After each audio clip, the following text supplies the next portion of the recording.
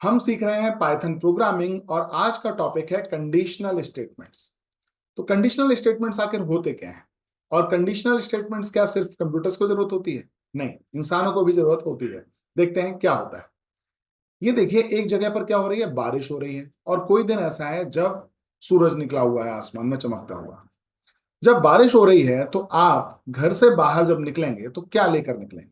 Sunglasses लेकर निकलेंगे या फिर छाता लेकर निकलेंगे? जाहिर सी बात है, आप उस दिन छाता लेकर निकलेंगे।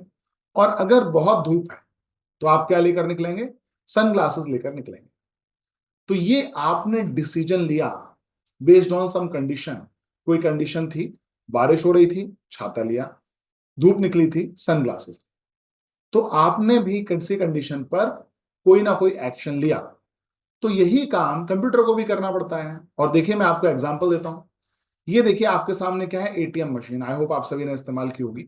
हालांकि आजकल क्यूआर कोड का जमाना है तो शायद इस्तेमाल ना भी की हो। एटीएम मशीन है और एटीएम मशीन में हम क्या करते हैं, अपना एटीएम कार्ड को पुट करते हैं। और वो क्या मांगता है आपसे? आपसे मांगता है आपका pin.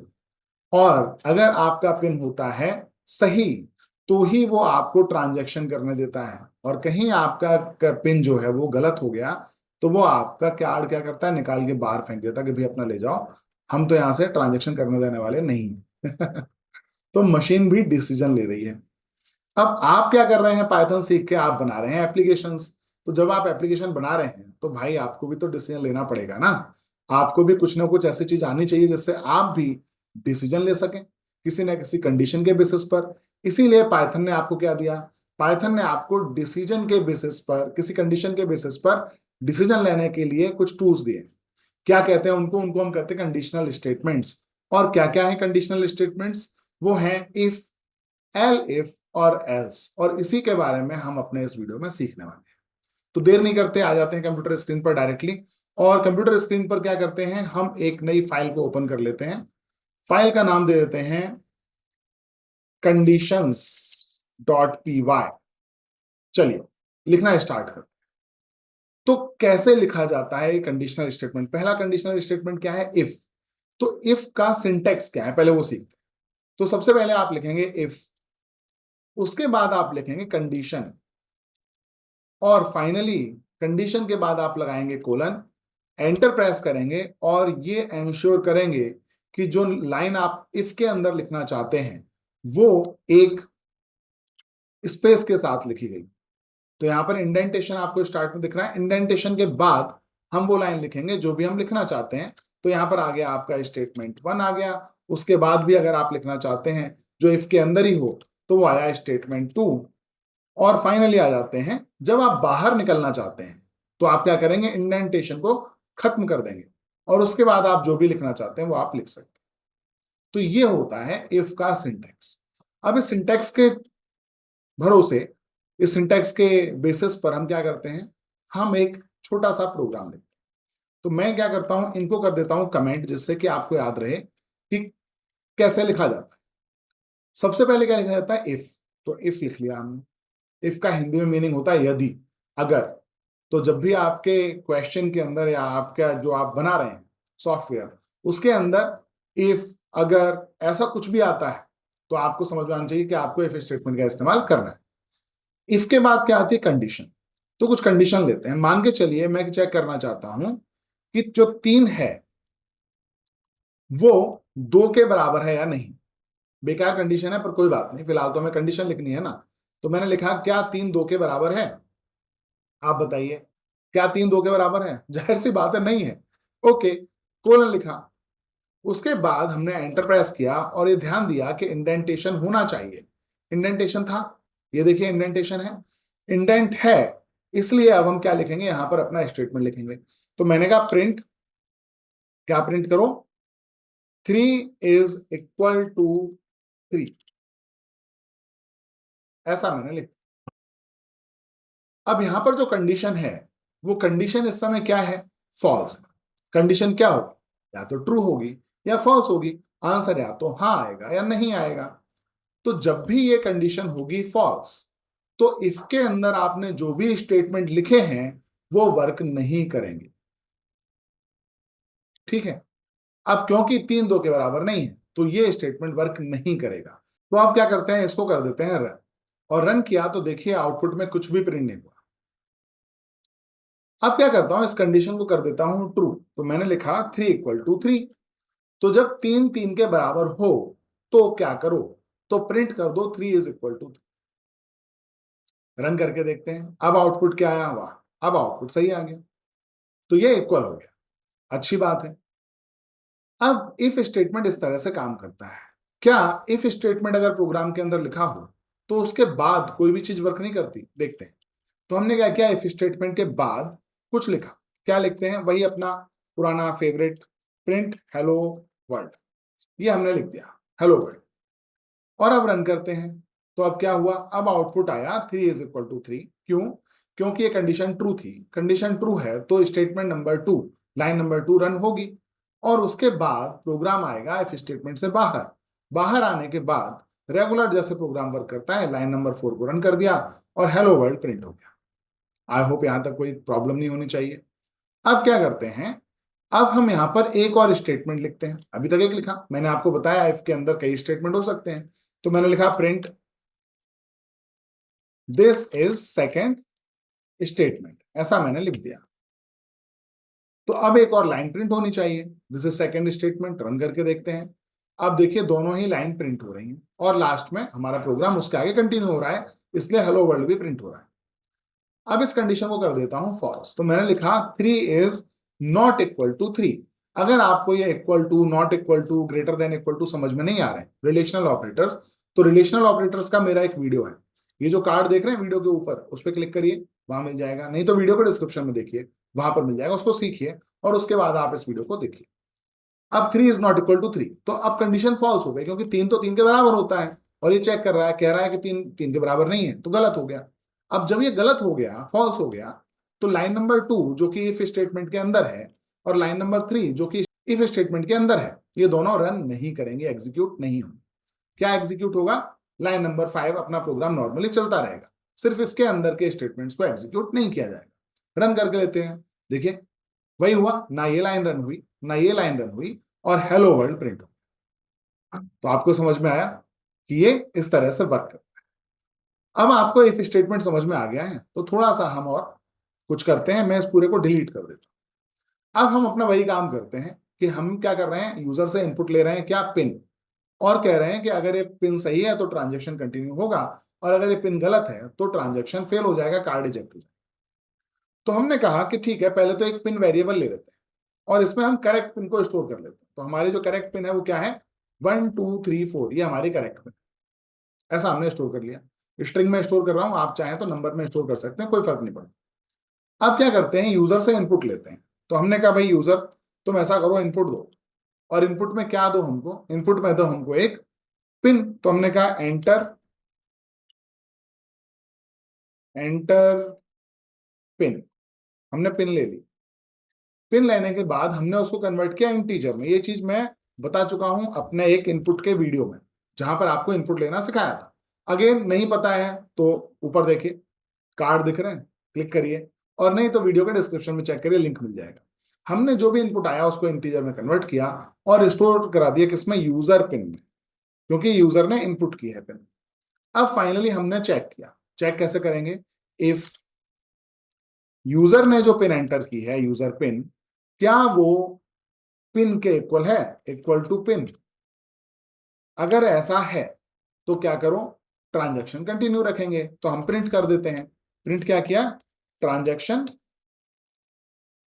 Okay, process to transaction, ऐसा करते हैं, प्रोसीड टू ट्रांजैक्शन, परफेक्ट। नहीं तो क्या हो, हम बाहर आए और हमने कहा कि देखो भाई आपका जो स्टेटमेंट था, जो भी था वो, चलिए फिलहाल इतना करते हैं, फिलहाल हम इसकी बात नहीं करते कि नहीं तो क्या करेंगे। रन करते हैं, रन किया तो क्या होगा, ये इनपुट की डिमांड कर रहा है, पिन की डिमांड हो रही है यहां पर, तो हमने पिन दे दी, पिन दे दी हमने जानबूझ के गलत। हमने कहा 5 6 7 8, एंटर किया, प्रेस, क्या हुआ, कुछ भी नहीं हुआ। क्यों, क्योंकि इसने चेक किया क्या ये पिन बराबर है, नहीं मिली उसको बराबर, नहीं मिली, तो बोलता है ठीक है जाओ, मैं भी लाइन नंबर 4 को एग्जीक्यूट नहीं करता। नहीं हुई एग्जीक्यूट, ठीक है।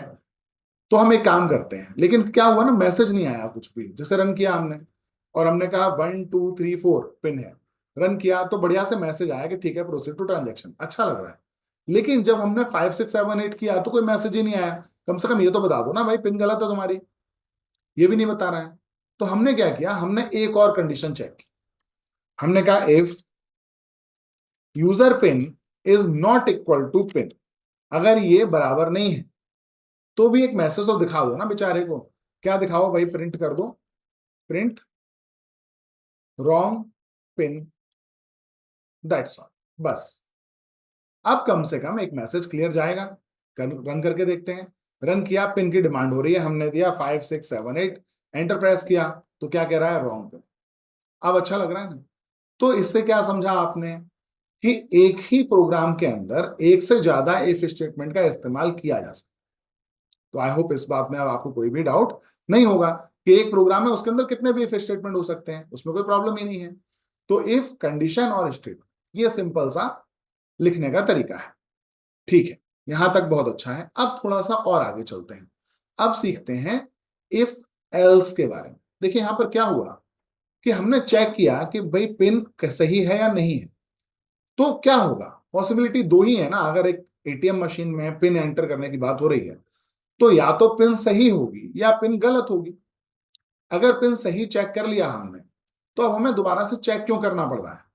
हम सीधा सीधा कह सकते हैं ना कि अगर पिन गलत थी आपकी तो फिर जाहिर सी बात है कुछ ये तब हो जब वो पिन गलत है। तो इसके लिए पाइथन ने क्या बनाया, पाइथन ने कहा देखो भाई अगर तुम्हारी कंडीशन में सिर्फ दो ही पॉसिबिलिटी है तो तुम इफ का इस्तेमाल तो करते हो लेकिन दूसरी कंडीशन मत लगाओ। फिर क्या करो, फिर एल्स लगा दो। इफ की जगह पर क्या लगा दो, एल्स, ELSE। एल्स में कोई कंडीशन नहीं होती क्योंकि एल्स डिपेंड करता है किस पर, इफ पर। तो एल्स की डिपेंडेंसी है इफ पर। तो एल्स के बाद आप कंडीशन नहीं लगाएंगे, सीधा सीधा क्या लगाएंगे, कोलन लगाएंगे। और उसके बाद जो भी इंडेंटेशन में लिखा है उसके जस्ट बाद वो सब किसका हिस्सा हो गया, एल्स का पार्ट हो गया, वो एल्स ब्लॉक के अंदर आता है। अब थोड़ा इस प्रोग्राम को समझते हैं। ये प्रोग्राम कहता है कि ये इफ एल्स ब्लॉक है। ठीक है, इफ एल्स ब्लॉक कैसे काम करता है, अगर ये कंडीशन सही है तो सिर्फ इफ एग्जीक्यूट होगा, एल्स एग्जीक्यूट नहीं होगा। लेकिन अगर ये कंडीशन फॉल्स है, यहां पर गलती हो गई, यहां पर आया फॉल्स, तो उस केस में इफ ब्लॉक को एग्जीक्यूट नहीं किया जाएगा, एल्स ब्लॉक को एग्जीक्यूट किया जाएगा। आई होप आपको समझ में आ गया। रन करते हैं, फ्लो से अभी समझ में आ जाएगा। तो एंटर पिन किया हमने, पिन क्या है, हमने दिया 1 2 3 4। बहुत अच्छा, एंटर प्रेस किया, क्या आया, प्रोसीड टू ट्रांजेक्शन, यानी कि लाइन नंबर 4 रन हुई। क्यों रन हुई, क्योंकि ये इफ स्टेटमेंट का हिस्सा थी, इसलिए रन हो गई। रन होने के बाद क्योंकि ये कंडीशन ट्रू थी इसलिए एल्स को टच भी नहीं किया पाइथन ने, इसलिए रॉन्ग पिन प्रिंट नहीं हुआ।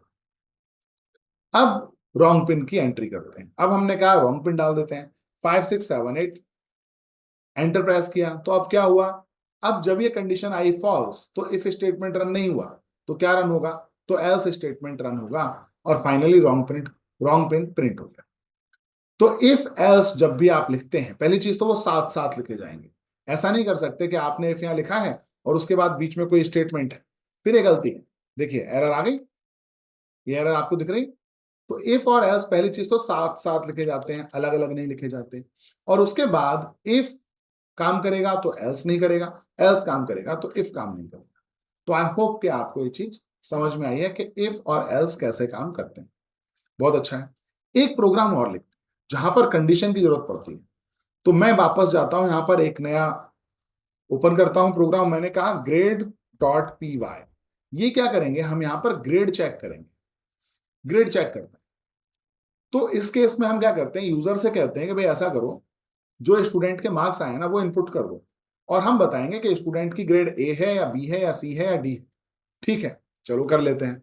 तो हमने कहा भाई ऐसा करो, ग्रेड, सॉरी ग्रेड नहीं, नंबर या मार्क्स लेते हैं। मार्क्स वेरिएबल के अंदर हम क्या करते हैं, इनपुट लेते हैं यूजर से, एंटर मार्क्स, बस ऐसा लिख लेते हैं। और जो भी इनपुट आएगा उसको कन्वर्ट करते हैं किसमें, इंटीजर में। बहुत अच्छा, हो गया कन्वर्ट। अब मार्क्स वेरिएबल के अंदर हमारे पास वो वैल्यू आ जाएगी जो यूजर ने इनपुट की है। अब हमने कहा ठीक है, अब हम ग्रेड कैलकुलेशन करते हैं। तो हमने कहा if marks are greater than or equal to 75, अगर 75 से मार्क्स ज्यादा हैं या बराबर है तो हम क्या करेंगे, हम प्रिंट कर देंगे ग्रेड ए। ठीक है, अब एल्स, ये तो सीखा हमने, एल्स, एल्स में क्या करें, ग्रेड ई, ग्रेड एफ, फेल। प्रॉब्लम आ गई ना। प्रॉब्लम क्या है, यहां पर एक से ज्यादा कंडीशंस है, एक से ज्यादा कंडीशंस आपको चेक करनी है। तो अब आप कहेंगे इसमें प्रॉब्लम क्या है भाई, इफ लिख दो ना बहुत बार, चलो लिख देते हैं, आपकी बात माननी पड़ेगी। हमने लिखा if marks are greater than or equal to 60, ठीक है ना, आपकी बात पर चल रहा हूं। प्रिंट किया, क्या प्रिंट किया, ग्रेड बी प्रिंट कर दिया। फिलहाल दो ही ग्रेड ले लेते हैं। अब इन दो ग्रेड में देख लेते हैं कि आप सही हैं या गलत हैं। रन करते हैं। तो हमने रन किया भाई, प्रोग्राम को रन किया, ये कह रहा है भाई मार्क्स एंटर कर दो, मार्क्स एंटर कर देते हैं। हमने कहा बच्चा बहुत समझदार है, 98 मार्क्स लेकर आया है। एंटर प्रेस किया, क्या प्रिंट होगा, चलिए 98 नहीं करते, पहले पहले क्या करते हैं, हम ऐसा करते हैं 60 के आसपास या 65 मार्क्स कर देते हैं एंटर, और प्रेस करते हैं बटन एंटर को, तो क्या आया, ग्रेड बी आ गया। ये तरकीब काम कर रही है, आप काफी समझदार हैं। ग्रेड बी आ गया, बहुत बढ़िया है, आपका प्रोग्राम अच्छा काम कर रहा है। अब एक काम करते हैं, फिर से इस प्रोग्राम को रन करते हैं, और इस बार क्या करते हैं, इस बार देते हैं 98। अब आप बताइए 98 अगर मार्क्स हैं तो ग्रेड ए, वही ना, लॉजिकली तो वही है। यहां देखते हैं क्या हुआ, 98 यहां पर आया और 75 यहां पर है, तो 98 बड़ा और बराबर है 75 के। हाँ, 98 बड़ा है 75 से, कंडीशन हो गई ट्रू। तो क्या होगा, ग्रेड ए प्रिंट हो गया, बहुत अच्छी बात है। रन करके देखते हैं, सब अच्छा ही लग रहा है। अब देखिए क्या हो गया, हुआ ये कि ग्रेड ए भी प्रिंट हो गया और ग्रेड बी भी प्रिंट हो गया। ऐसा क्यों हुआ, क्योंकि जरा हम इधर भी चेक कर लेते हैं।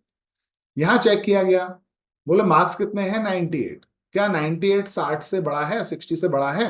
हाँ, तो उसने ग्रेड बी भी प्रिंट कर दिया। अब प्रोग्राम की तो गलती नहीं है, ये तो हमसे कोई गलती हो रही है। तो बेसिकली यहां पर हम चाहते क्या है, यहां पर हम ये चाहते हैं कि अगर ये वाली कंडीशन चेक हो जाए तो अगली कंडीशन चेक ही ना हो, यही तो हम चाहते हैं। तो इसके लिए पाइथन ने कहा कि ठीक है, मुझे समझ में आता है कि आपको इस सब की जरूरत पड़ेगी, और क्योंकि आपको इस तरह की रिक्वायरमेंट पड़ सकती है कि एक बार एक कंडीशन चेक हो गई, ट्रू हो गई, तो अगली कंडीशन चेक ही मत करो, तो इसलिए मैं आपको एक नई चीज देता हूं। वो नई चीज क्या है, वो नई चीज है एल्स और इफ का combination, L if, E L I F. तो अब क्योंकि इसमें ई एल लग गया, यानी कि एक तरह से एल्स है, तो एल्स कब काम करता है, जब ये कंडीशन फॉल्स हो जाएगी तो ये एल इफ कब काम करता है, जब ये कंडीशन होगी फॉल्स, तो ही ये एल इफ के पास आएगा, नहीं तो नहीं आएगा। पहला चीज तो ये हो गई। दूसरी चीज ये है कि एल्स के अंदर आप कंडीशन चेक नहीं कर सकते थे, लेकिन एल इफ के अंदर आप कंडीशन को चेक कर सकते। परफेक्ट। तो हमारी जो रिक्वायरमेंट थी वो सेटिस्फाई हो गई। हमने कहा चेक कर लेते हैं, क्या 75 से ज्यादा मार्क्स हैं, तो 98 75 से ज्यादा हैं, तो ग्रेड ए प्रिंट हो गया। अब एक बार ये ट्रू हो गया तो एल्स इफ की तरफ देखेगा भी नहीं पाया था, बोलेगा तुम्हारी जरूरत ही नहीं है, हम पहली बार में ही अपना काम करके आ चुके हैं। रन करते हैं, रन किया, मार्क्स मांग रहा है, 98 दे देते हैं। एंटर प्रेस किया, क्या आ रहा है आउटपुट, ग्रेड ए। ये होता है। तो ये है इफ एल इफ, जहां पर एल इफ की डिपेंडेंसी है इफ पर। अगर आप इफ और एल इफ के बीच में कोई और स्टेटमेंट लिख देते हैं तो यहां पर आएगी एरर, क्योंकि एल इफ अकेला काम नहीं करता। एल इफ को काम करने के लिए कौन चाहिए, सबसे पहले इफ चाहिए। तो शुरुआत हमेशा किससे होगी, इफ से होगी, चाहे आप बाद में एल्स लिख दें या एल इफ लिख दें। अब जब हमने ये किया है तो इसी पैटर्न पर हम आगे चलते हैं और बाकी चीजों को भी लिख लेते हैं। तो हमने एक और मार्क्स की एंट्री दे दी। हमने क्या किया, elif marks is greater than equal to, यहां ले लेते हैं 50 ले लेते हैं, ओके। और हमने कहा ये ग्रेड सी है। और अब फाइनली हम आते हैं लास्ट कंडीशन को चेक करने के लिए। तो लास्ट कंडीशन को हम चेक ही नहीं करते। क्यों नहीं चेक कर रहे हैं, क्योंकि लास्ट कंडीशन तो अब चेक करने की जरूरत नहीं है ना, एल्स लिख सकते हैं ना डायरेक्टली। तो मैंने लिख दिया एल्स, और हमने कहा प्रिंट कर दो, क्या प्रिंट कर दो, फेल। हालांकि ये थोड़ा सा नाइंसाफी है, 50% भी आप फेल कर रहे हैं, पर ठीक है, हम प्रोग्राम पे काम कर रहे हैं। तो यहां पर हमने फेल कर दिया। अब देखिए कैसे काम करेगा, एल्स किस पर डिपेंड करता है, इसके प्रीवियस जो कंडीशन है। तो अगर ये वाला एल इफ फॉल्स हुआ तो ही ये एल्स काम करेगा, और कहीं ये ट्रू हो गया तो ये काम नहीं करेगा। तो आप देखिए जरा क्या होगा। मान लीजिए 98 मार्क्स हैं, तो पहले यही ट्रू हो गया, तो बात खत्म हो गई, ना ये एलिफ चलेगा, ना ये एलिफ चलेगा, ना ये एल्स चलेगा। बहुत अच्छी बात है। अगर आपके मार्क्स आ रहे हैं 65, तो ये हो गया फॉल्स, तो उस केस में क्या चलेगा, ये रन होगा, और ये चेक किया तो ये हो गया ट्रू। अब क्योंकि ये ट्रू हो गया है तो ये भी चेक नहीं किया जाएगा, और इसके बाद ये भी चेक नहीं किया जाएगा। और फाइनली लेते हैं हम मार्क्स, मान लीजिए 55। 55 मार्क्स में क्या हुआ, ये चेक हुआ, फेल हो गया, फॉल्स हो गया, ये चेक किया, फॉल्स हो गया, इसको चेक किया गया, तो 55 50 से बड़ा निकला, तो करेक्ट है, ट्रू हो गया, तो उस केस में ग्रेड सी प्रिंट हो गया और एल्स को रन नहीं किया जाएगा। और फाइनली अगर हम देते हैं मान लीजिए 45, तो ये रन हुआ, फॉल्स हो गया, ये रन हुआ, फॉल्स हो गया, ये रन हुआ, फॉल्स हो गया। क्योंकि ये फॉल्स हो गया इसलिए एल्स पर जाएगी गाड़ी, एल्स को चेक किया जाएगा और फेल प्रिंट कर दिया जाएगा। तो बोलते नहीं है, करके देख लेते हैं। तो हम जाते हैं रन करने पर और देखते हैं क्या मांग रहा है। ये मांग रहा है मार्क्स, तो हमने दिए मार्क्स 98, हम पहले ही देख चुके हैं काम करता है नहीं। एंटर प्रेस किया, ग्रेड ए आया, देखिए बी सी डी नहीं आया। हमने फिर से रन किया इस प्रोग्राम को, अब हम देते हैं मार्क्स कितने, 65 दे देते हैं, ग्रेड भी आ गया। अब हम मार्क्स देते हैं कितने, 55, ग्रेड सी आना चाहिए, और अब फाइनली हम मार्क्स देते हैं 45, तो अब क्या आएगा, फेल आएगा। तो देखिए इस तरह से वर्क करता है। हालांकि ये प्रोग्राम पूरी तरह सही नहीं है, लेकिन फिलहाल मुझे वो सिखाना भी नहीं है। मुझे क्या सिखाना है कि इफ कैसे काम करता है, इफ एलिफ कैसे काम करता है, इफ एलिफ एल्स कैसे काम करता है। तो आई होप आप ये समझ चुके हैं। अब कुछ प्रोग्राम्स हैं जो आप खुद से बना के देख सकते हैं। जैसे कि अगर किसी पर्सन ने इनपुट किया है एक नंबर, और आप चेक करना चाहते हैं वो नंबर ऑड नंबर है या इवन नंबर है, प्रोग्राम बना लीजिए। लीप ईयर है या नॉन लीप ईयर है, प्रोग्राम बना लीजिए। किसी पर्सन का कुछ एक पे स्केल है, तो उसके बेसिस पर उसका जो लोन का इंटरेस्ट है वो डिसाइड होता है। तो लोन का इंटरेस्ट क्या आएगा आप डिसाइड करिए, उसमें मल्टीपल कंडीशंस इस तरह से लगेगी। तो कहने का मतलब ये है कि इफ, एल, इफ और एल्स, इसके जरिए आप कंडीशनल स्टेटमेंट्स ले सकते हैं, और उसके जरिए आप डिसीजन ले सकते हैं, और आप वन या मल्टीपल लाइन को एग्जीक्यूट कर सकते हैं। डिपेंड करता है कि आपकी कंडीशन क्या है। तो मुझे उम्मीद है आपको प्रॉब्लम नहीं होनी चाहिए, आप बढ़िया से इस प्रोग्राम को बना सकते हैं, बनाइए। और कोई प्रॉब्लम आती है तो मुझे बताइए। एक व्हाट्सएप ग्रुप मैंने बना रखा है जहां पर आपको पाइथन के ही ट्यूटोरियल्स मिलते हैं, तो आप उस ग्रुप को ज्वाइन कर सकते हैं। पाइथन की एक पूरी क्विज तैयार की है जिससे कि आपको सीखने में दिक्कत ना हो, आप जो भी सीख रहे हैं वो पूरे के पूरे आप तुरंत के तुरंत रिहर्स कर सकें। जब भी आप किसी एग्जाम में जा रहे हैं, इंटरव्यू में जा रहे हैं, तो उससे पहले आप पूरी क्विज को सॉल्व करते जा सकें। तो वो आप ज्वाइन कर सकते हैं, उसका लिंक भी इस वीडियो को डिस्क्रिप्शन में दे देते हैं। और बाकी आपको कोई प्रॉब्लम है तो कमेंट बॉक्स तो आपके लिए ओपन ही है, पूछ लीजिए सवाल, आपको उत्तर 100% मिलेगा। मिलता हूं अगले वीडियो में। नमस्कार।